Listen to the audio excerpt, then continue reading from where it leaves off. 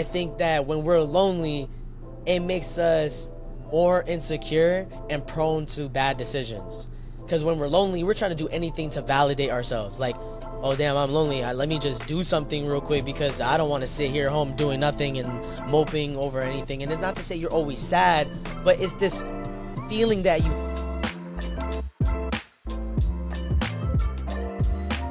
Welcome everybody to the Rally Cry podcast. My name is Angel. My name is Tyler.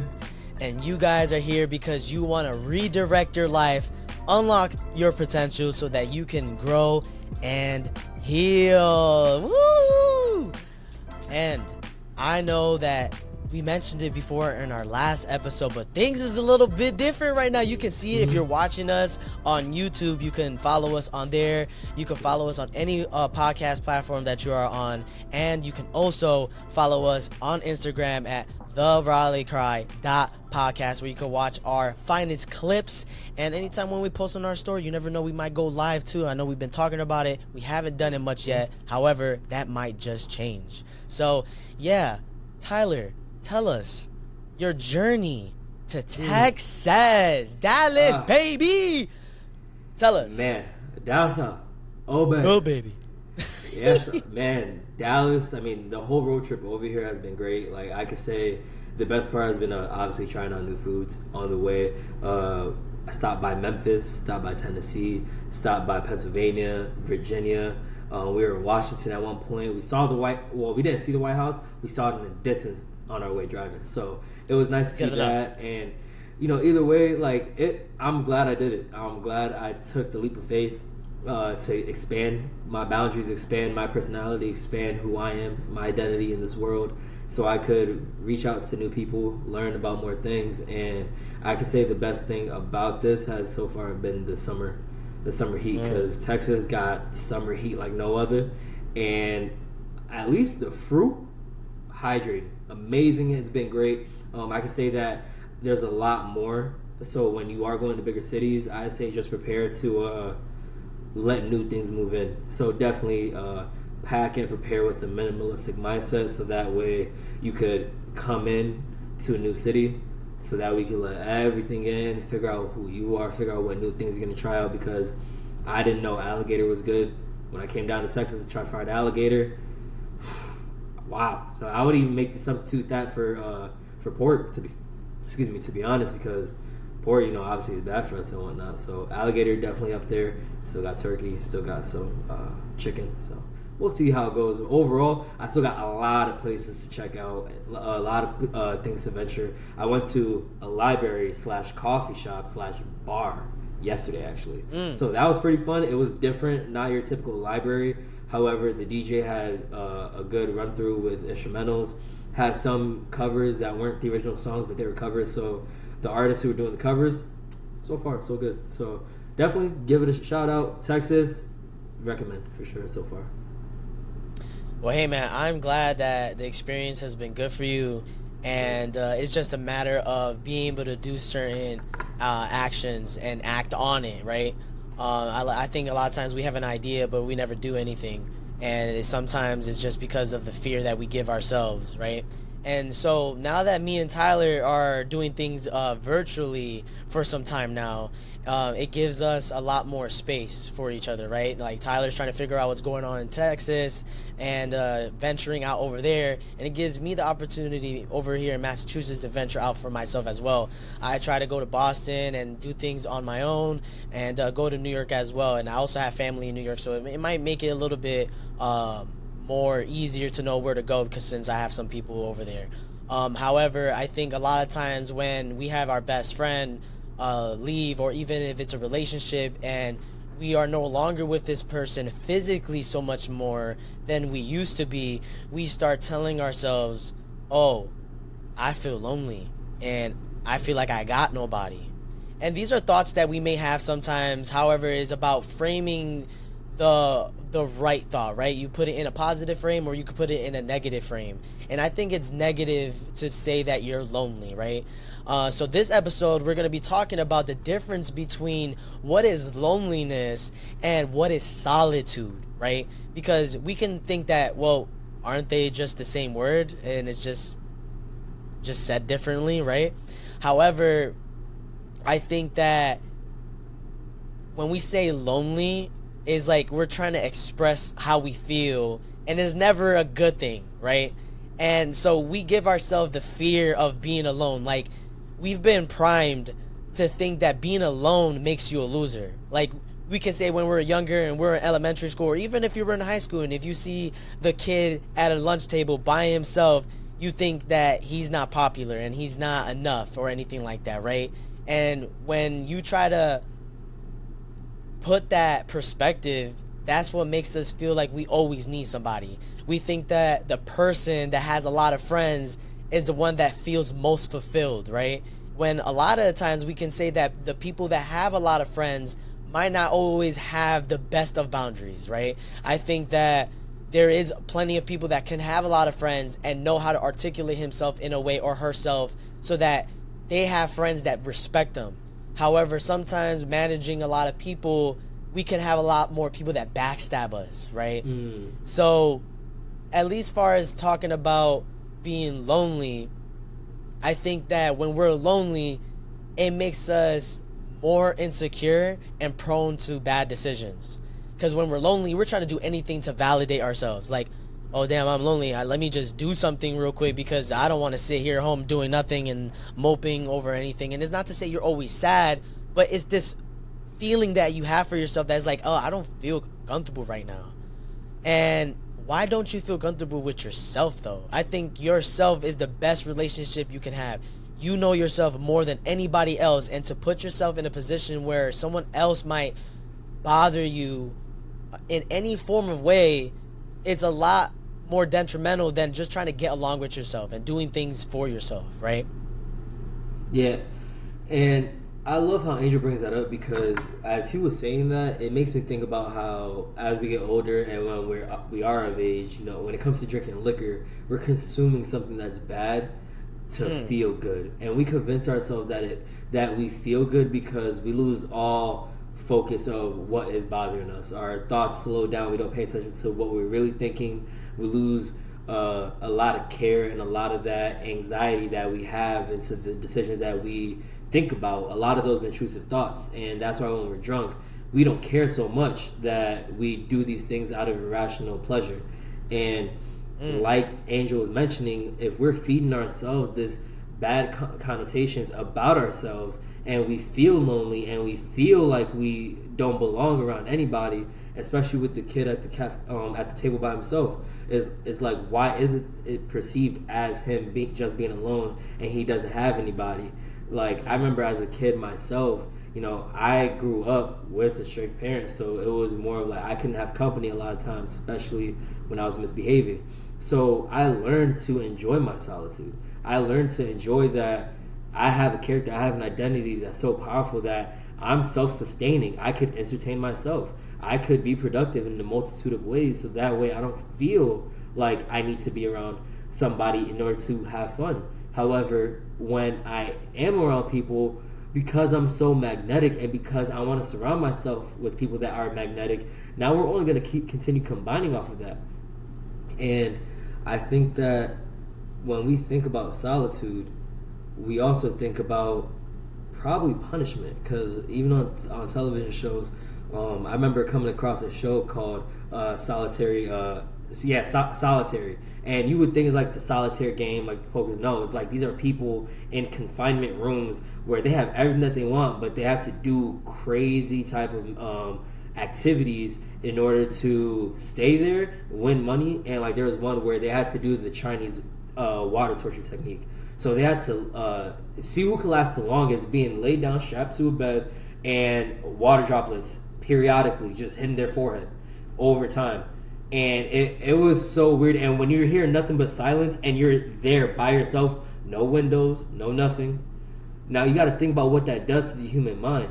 We're made to be in a community. We're made to work together. And with everybody, like the reason why they say teamwork is a dream work is because with a team, dreams can happen. You can do things by yourself, and that works. However, think about how many versions of you have in your mind that it would take to get that dream to happen.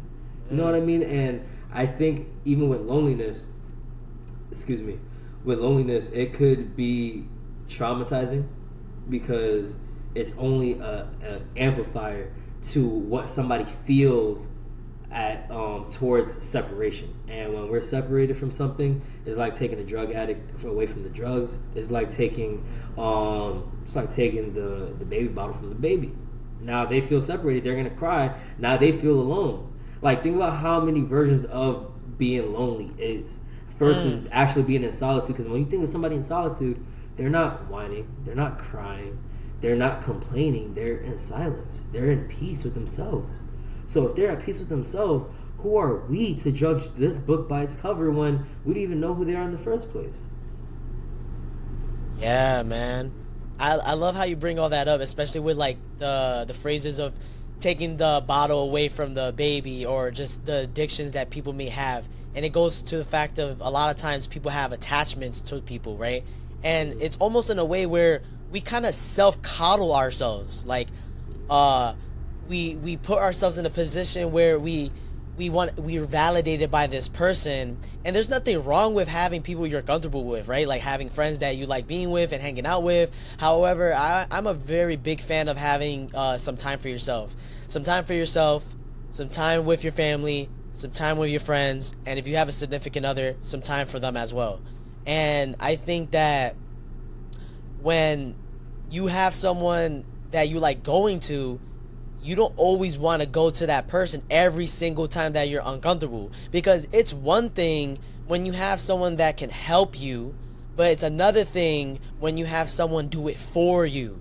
And so you don't want anybody in your circle to do it for you to make you comfortable within yourself, because at the end of the day, when they're not in the picture, and let's say they're busy, because everybody have their own lives, you don't want to depend on this person to make you feel comfortable when you're going through certain emotions, because that's a lot of times what happens, right? When we're by ourselves and we're alone with our own thoughts, we're scared to be in that area, in that phase of thinking, because we think that we're going to overthink things and that it could be so detrimental to us, we don't know what to do, and then we get overwhelmed. And that's why we do things like drinking and smoking and going out and doing this whole fast life that we talked about in our previous video, that's not an environment that you want to put yourself in, especially if you're going through something mentally challenging, right?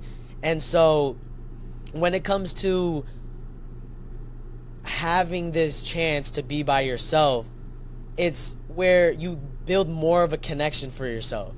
Because one thing's for sure is that if we can isolate from other people, that means we can also isolate from ourselves. So every time when we're hanging out with our friends or whoever it may be, we can end up isolating from ourselves because we're spending so much more time with other people than our own self at those times.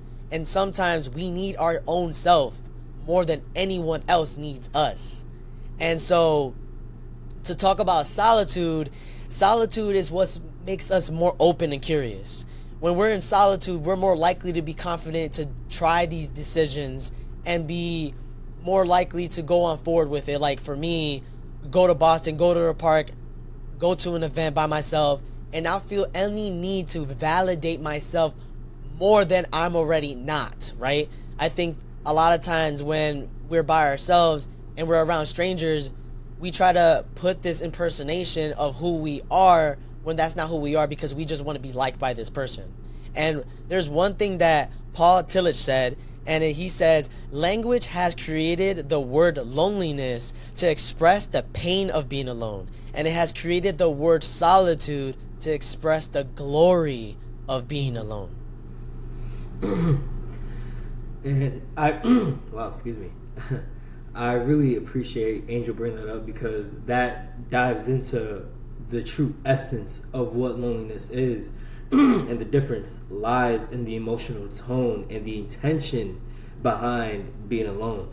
And when we really think about being alone, we have to isolate the two ideas of what lonely is and what being alone is. And when we can do that, we can understand why it's a fleeting feeling and we have to go through that motion in the boat. A lot of times things may not be in our favor, like going through a heartbreak, losing a loved one. due to illness or anything like that. And we feel so isolated. We feel like we're in this void that we're just separated from the world and we're disconnected. Like imagine there's a world tree, right? And with how connected we are with nature, these roots are all connected. We're all connected to these roots somehow. And because of this horrible experience, you feel like your root has been trimmed. You feel like you've been cut from the root and you've been cut from what ties you to feeling like you belong to something. And because you lack that identity, as I mentioned earlier, having what you call a home to yourself, like what's your home inside of you? Like how do you talk to yourself? Because if there's one thing for sure, like if you do have a strong self-esteem, you're gonna take care of everything that matters to you, who you are, because it's not just who you are, it's how you talk to yourself, it's what you do for yourself and how you do it for yourself.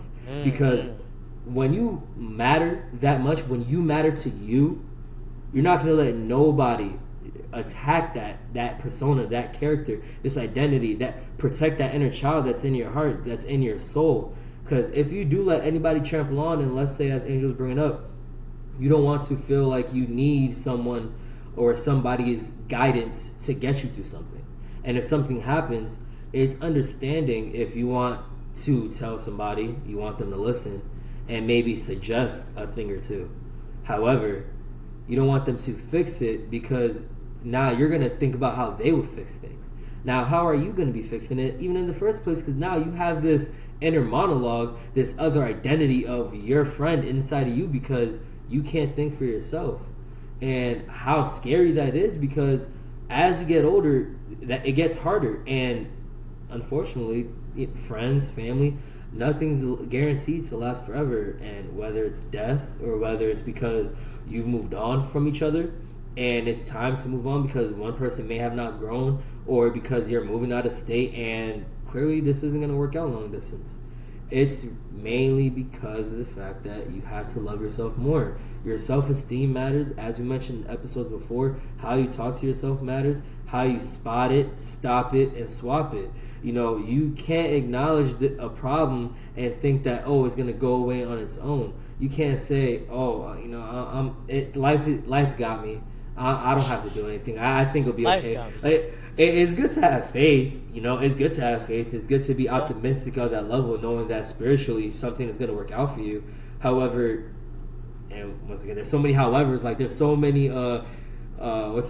requirements in order for something to work. Like it takes two peas in a pod to make a pod. It make an equivalent exchange. Like in the anime Fullmetal Alchemist, there has to be an equivalent exchange. Something has to give. Not a sacrifice. Something has to give if you're going to invest into something. Your effort has to be acknowledged in some way. And I also want to say that in a 2019 study made by a professor of quantitative social psychology, Thuivi Nguyen, hopefully I'm pronouncing that right, apologies if I butchered it, a 2019 study revealed that even though young adults had a larger social network than late middle-aged adults, they reported feeling lonely and isolated for twice as many days. And emphasis on social network. Social media has had such a big increase in our lives that now we look for exception. We look for meaning through social media. If we don't have a large following, if our following and followers aren't balanced where I have more people following me and less followers that I'm following, like I don't feel like I'm doing enough. If I don't have a blue check, I'm not known. If I don't have 30 shares and 50 comments and all these other things, I don't feel like I got a purpose. I don't feel like I could mean enough in this world, because that's where it comes from, validation. It's such a drug that imagine trying to go on a social media detox. It's heavily recommended for that reason, because if you go on a detox, be one with nature, it's actually, matter of fact, it's even better. I got this one for you, a little sneak peek. It's actually been said through a study in 2020 that people that deal with loneliness, if they were to be put, they did a group of 20 people, if they were put in nature. So take out their social media, take out their laptops, take out their phones, and spend an hour a day in nature. It's been said being in nature, taking a bath in a waterfall or in a river or a lake, is said to be more healing than regular, let me go to a therapist in the office. If you spend your time with nature, just the peace, the white noise in the background, whether it's the leaves rustling, whether it's the water dripping down your back, whether it's you hear bugs flying around, and once again, bugs won't attack you if you stay still and don't attack them. They are just like us. We don't want to be attacked by them. They don't want to be attacked by us. So be mindful for that, and maybe you'll have a different experience in nature. I can say that for myself because there's a lot more wasps out here. Besides that, it's the idea of being one with nature, taking that time of solitude to yourself is to recharge. And not only recharge, but also remember who you are. Because we're born into this earth, we're brought into this world thanks to our mother and our father. And thanks to that experience, we can appreciate all that's around us. When was the last time you sat down in silence? And once again, meditating, it cannot be perfected. You can try. That's all that matters. We can meditate, but we're not meditating. We're trying to meditate. And whatever form of meditation becomes of that is what meditation is for us. Back to the point though. When was the last time you sat down, really just sat in silence, especially in an area where there's trees, you're in grass? I can say for myself, I did that my first week coming here. You know, moving out of state, first time. Me and Angel, maybe from New York. However, having to move out of state, doing this road trip, coming across different people, and having to retain my identity. Like, I'm not putting on this stage. Like, I'm not putting on this mask of Tyler to impress these people. This is me. This is who I am. And I have to remind myself who I am, so that way, in moments that I forget, where I may feel lonely, these moments of solitude where I do remind myself is what guides me into this experience. Like, it's okay. I'm okay. And as long as I keep on trying, as long as I love me and keep on being me, everything will work out. Yeah, man. I think this topic is such a very big topic that there's so many things that we could talk about how can we build that solitude within ourselves. How can we feel in contentment with ourselves and love ourselves, right? And what happens is that we're so driven by the fear of being alone that we put ourselves through the circumstance of filling our void of being alone with people that might not align with us. So that time that when we're alone is where we had to put in that work for ourselves so that we can find the beliefs that we value and all these things. And there's one thing that I like doing despite going for walks, because that's a big thing. And as many times as I said before, the more we're disconnected from nature, the more we're disconnected from ourselves. I love talking to myself in the mirror. And even if I gotta cry, I'll do it, right? And so it's just so that you can have that connection with yourself, talk to yourself, and there's so many perspectives you can give yourself, and there's nothing wrong to have these perspectives. It's okay to think negative sometime. And if it's going back to like meditation, like if that's something you want to do, don't expect that it has to be done a certain way. You're gonna think all the time. Your brain only does one thing. All it does is think. There's nothing wrong with it. You're gonna have certain thoughts that you don't want to think about. Your thoughts isn't you. Your thoughts is a process of who you want to become. And so the fact is that when you have a thought, you think about it, and then you process it through, and if you want to say it or do it, then that's when it's become to reality, right? And so when we are in solitude with ourselves, because that's what we're trying to work for, right? We understand loneliness is where we're going through pain, but we want to work towards solitude. And so we have to be able to have this conversation with ourselves and take ourselves out and be in contentment with ourselves. Because when we put ourselves in a circle where people might judge us for who we are or anything like that, we won't let that come against us. Because it's like, I know who I am. I know I'm not that. I know I'm enough. I know I'm loving. I know I'm caring. I know that I'm positive. And there's a balance between life. However, people might not know how to do that. And so some things that you can do that can build yourself into solitude is, like I said, go for a walk. You can talk to yourself in the mirror if you need to. Sometimes you need to talk to yourself. Have that connection with yourself. You are your best friend. Be your best friend. Lift yourself up, because sometimes you don't have anyone else to do that. And also, you don't want to rely on anyone to do that. And like I said, it's okay if you have a best friend or a friend to help you, but you don't want them to do it for you. So going to the museum, go to an event, go to a park, go to a restaurant and do it for one, right? And, now that I talked about museum, there's actually a study that showed that they grabbed 500 participants in groups, and they all pretty much said the same thing of saying that when they were there, the museum experience wasn't all that. It was like okay.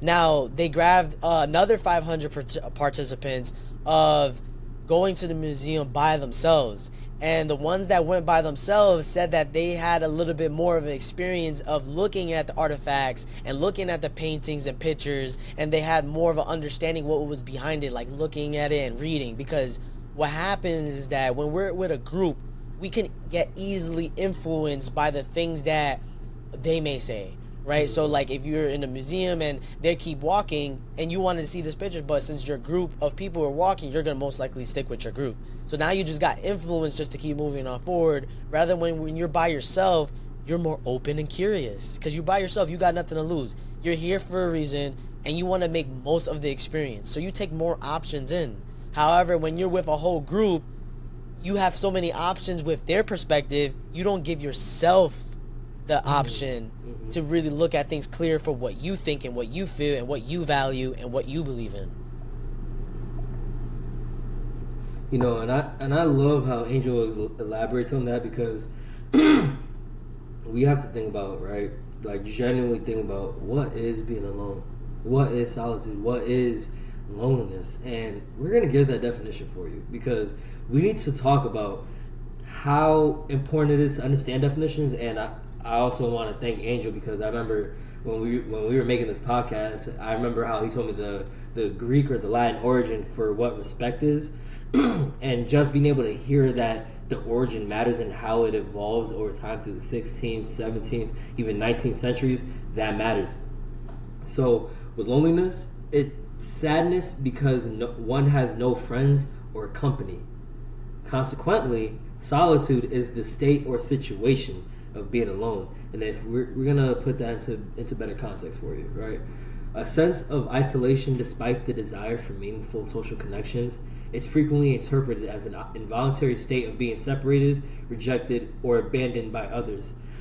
So when we think about the feeling of being lonely, we think about how it feels, and we're so absorbed into it that we just want to feel that. Like, have you ever went through something so sad, like, all right, like I said earlier, let's talk about a breakup, right?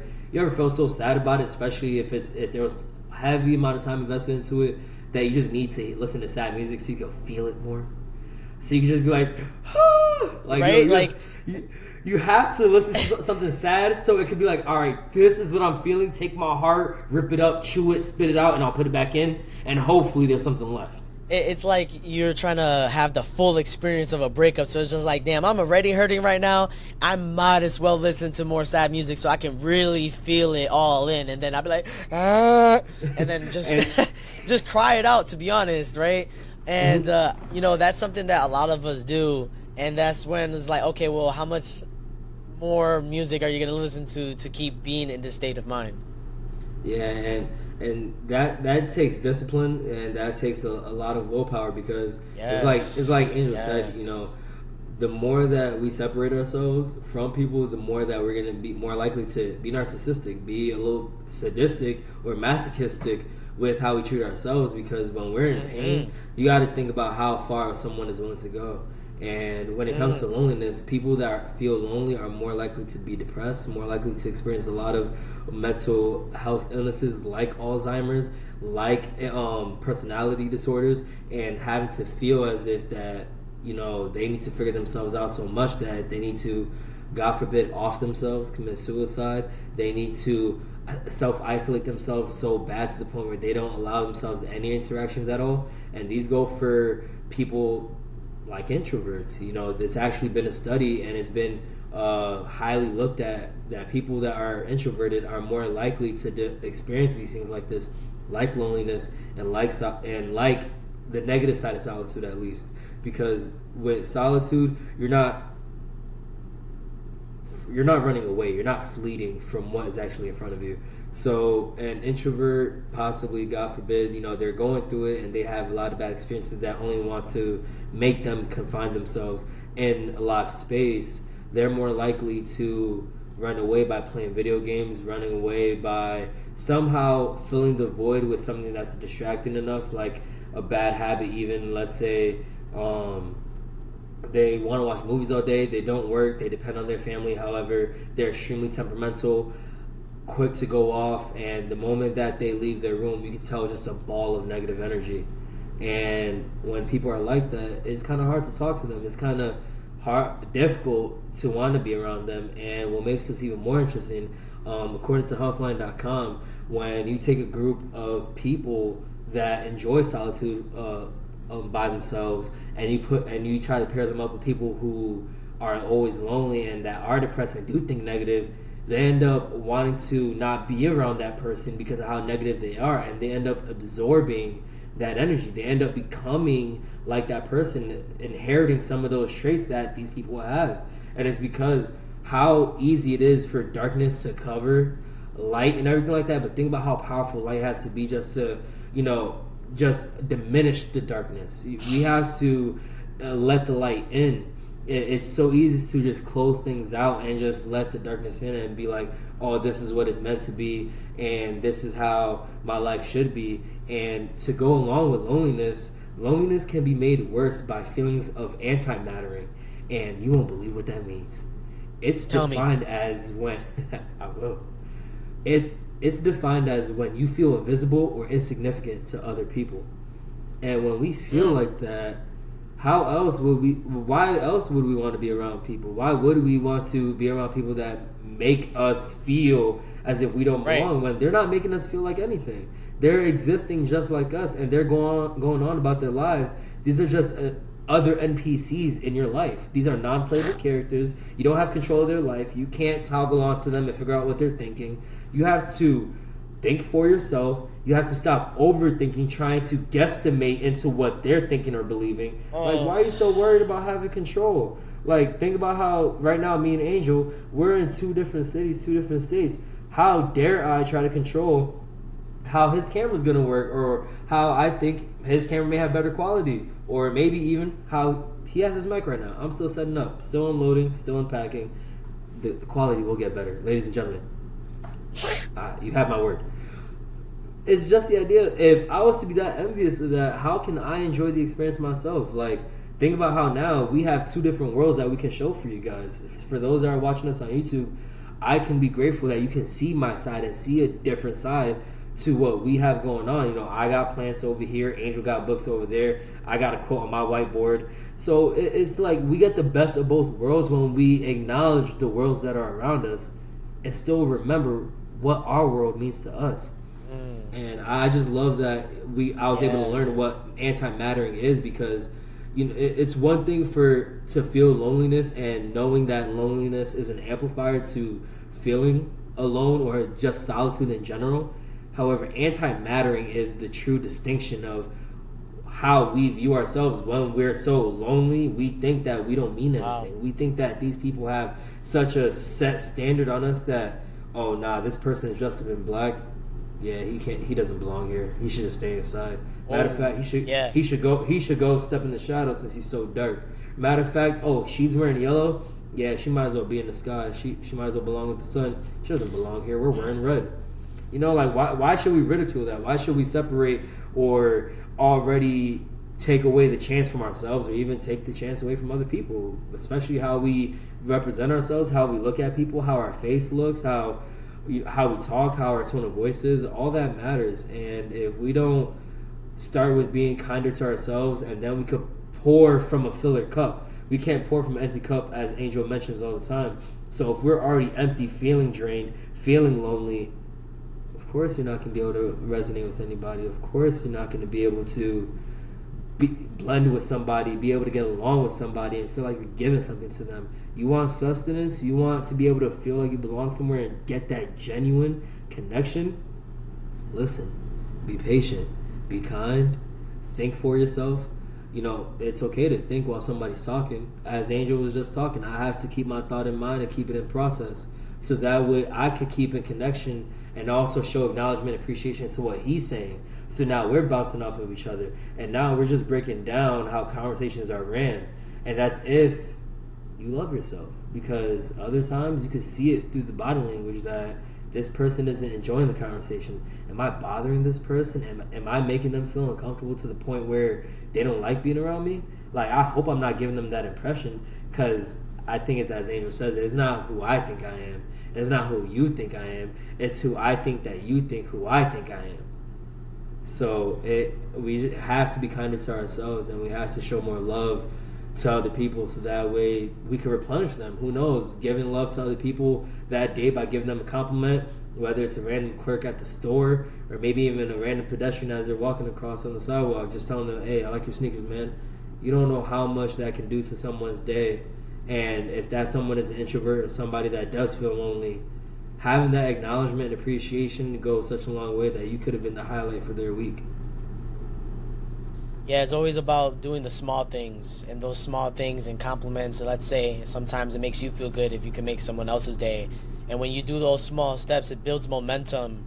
And with that momentum, it leads you more applicable to go over the bigger step. It's like giving yourself a head start, or like a run up over an obstacle. When you got that momentum and you have this big obstacle, we can say that when we're trying to jump over something, we give us a little run to jump over it. So once you give yourself that momentum, that's when things get a little bit easier to attempt, and you just got to give yourself a starting point, and things will be easier to overcome whatever is in front of you. So it's just a matter of, when you're trying to build in relationship with yourself, you also got to know that anything that is within your lifestyle, remember, this is your world, your favors, this is your universe, and there's some things you just can't control, and whatever you can't control you.